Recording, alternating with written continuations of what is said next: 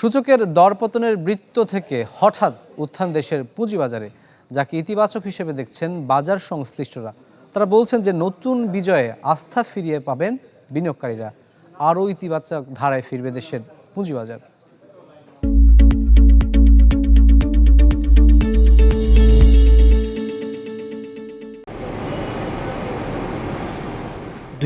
সালে ভয়াবহ পতনের পর কার্যত আর মাথা তুলে দাঁড়াতে পারেনি দেশের পুঁজিবাজার।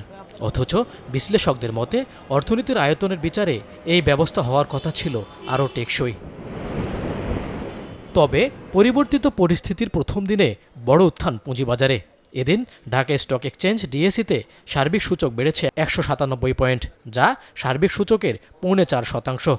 এই উত্থান প্রায় 4 বছরের মধ্যে সবচেয়ে বেশি। তথ্য অনুযায়ী 2021 সালের জানুয়ারিতে সূচক বেড়েছিল 216 পয়েন্ট।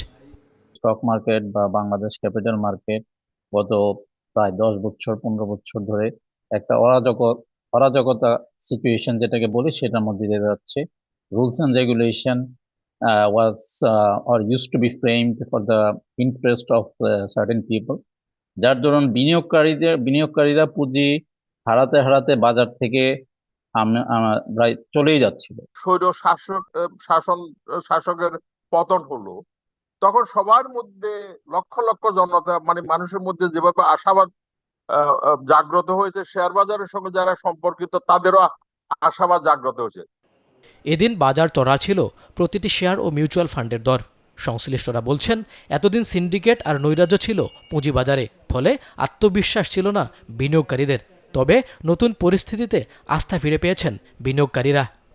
স্টেবল গভর্নমেন্টের দিকে আমরা যাচ্ছি, এই যে একটা বার্তা বিনিয়োগকারীদের মধ্যে আমরা দিতে পেরেছি বা ওনারা এটা এখন ধারণ করছেন যে ভালো কিছু হবে, এবং ভালো কিছু হওয়ার একটা সম্ভাবনা আজকে দেখা দিয়েছে, এবং যারই প্রতিফলন বিনিয়োগকারীরা ফিরে আসছে।